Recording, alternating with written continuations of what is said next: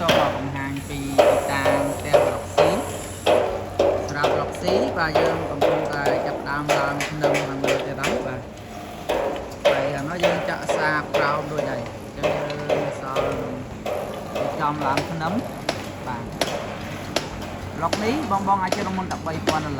ក្នុងការសាងសង់ចន្លោះបាន8ខែទៅ10ខែដោយមិនត្រូវការប្រាក់ទេបងចង់បានលឿនបាទនៅប្លុកនេះយើងក៏កំពុងតែសង់ផងដែរបាទនៅប្លុកនេះអញ្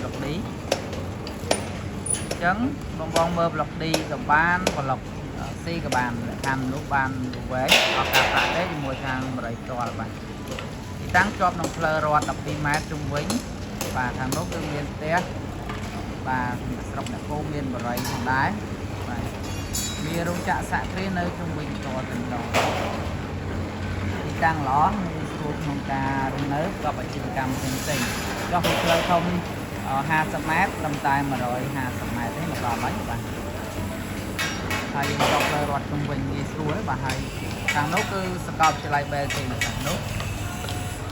បាទឃើញទេបាទខ្ញុំសូមឲ្យពាក្យតែម្ដងនេះបាទនេះគឺសាកលវិទ្យាល័យ BLT បាទខាងសាខាទូបរោបាទខាងនេះយើងមានផ្សារទូបរោបាទតែបាទនេះកន្លែងរកដើមណោតនេះគឺសាកលវិទ្យាល័យ BLT